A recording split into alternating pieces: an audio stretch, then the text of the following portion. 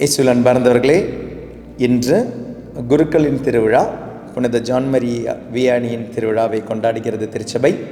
அனைத்து குருக்களுக்கும் நல்வாழ்த்துக்களையும் ஜெபங்களையும் உரித்தாக்குகிறேன். இனி குருக்களாக வர இருக்கிற பசங்களுக்கும் உங்களுக்கு அழைப்பு விடுக்கிறேன். குருத்துவத்திற்காக ஆசைப்படுங்க, குருத்துவத்துக்காக ஜெபிங்க. பெற்றோர்களே உங்களுடைய பிள்ளைகளுக்காக ஜெபிங்க. அப்படி ஒரு குருத்துவம் வேணும். என்னென்ன குருத்துவம் இல்லாமல் நமக்கு திருச்சபை முடியாது. அப்போ திருச்சபையில் உள்ள அருட்சாதனங்களை நிறைவேற்ற நமக்கு குருத்துவம் வேணும், குருக்கள் வேணும்.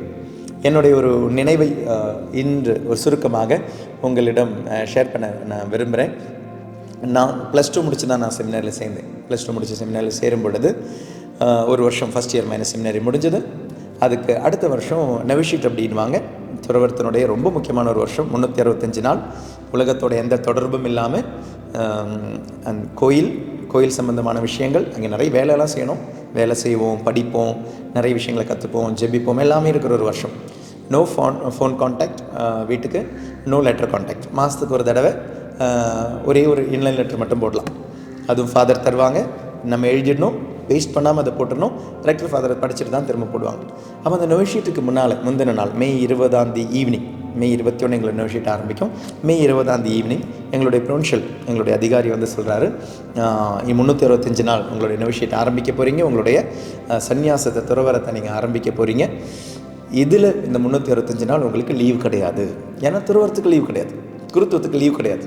அதனுடைய அமைப்பு தான். 365 நாள் லீவ் கிடையாது. யார் இருந்தாலும் வீட்டுக்கு போகக்கூடாது.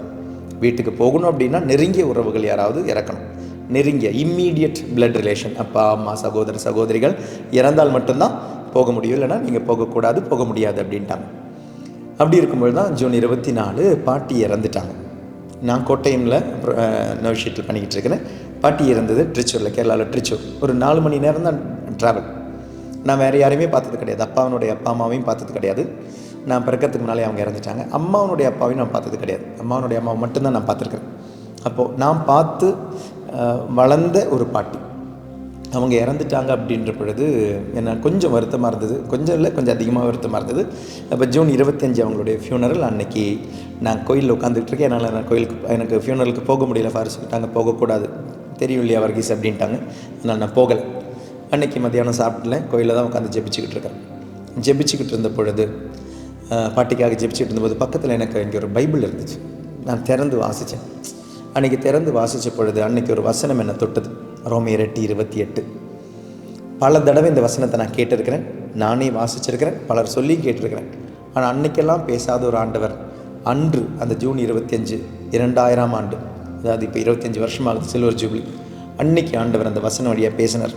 அதனால் நான் இப்போவும் சொல்லுவேன், I did not see or I did not read a verse in the Bible, I met a verse in the Bible. நான் ஒரு வசனத்தை வாசிக்கவில்லை, அந்த வசனத்தை சந்தித்தேன் அப்படின்னு. அன்னைக்கு சந்தித்த அந்த வசனம் ரோமர் 8:28. ஆண்டவரை அன்பு செய்பவர்களுக்கு, அவரால் அழைக்கப்பட்டவர்களுக்கு அனைத்தும் நன்மைக்காய் தீர்க்கும் ஒரு ஆண்டவர், அனைத்தையும் நன்மைக்காய் தீர்க்கும் ஆண்டவர். நம்ம எல்லாமே சொல்லுவோம் எல்லாம் நல்லதுக்கு அப்படின்னும். எல்லாம் நல்லதுக்கு இல்லை. நிறைய விஷயங்கள் நம்மளுடைய வாழ்க்கையில் கெடுதிக்கு நடக்குது.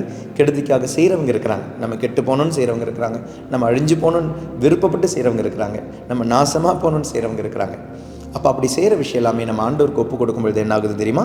அது நன்மையாக மாறும். நன்மையாக மாறுகிறது. ஆண்டவர் மாற்றுகிறார். அவர் மட்டும்தாங்க, அவரால் மட்டும்தான் மாற்ற முடியும்.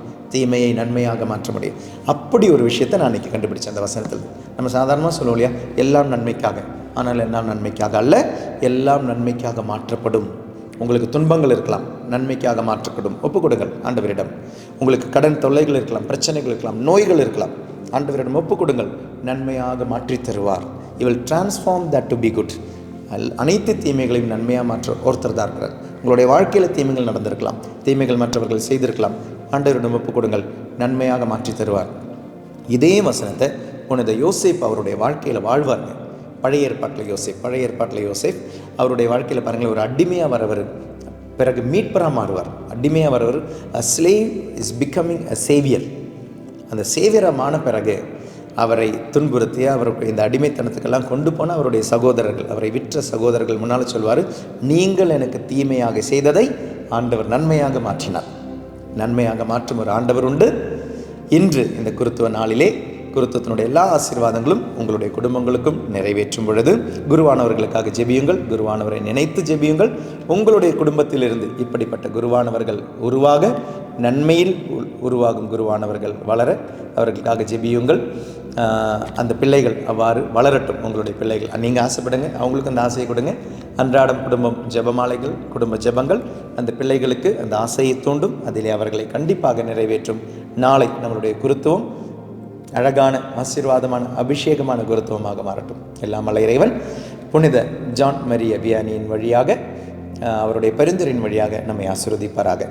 தந்தை, மகன், தூய ஆவியாரின் பெயராலே ஆமீன். God bless you.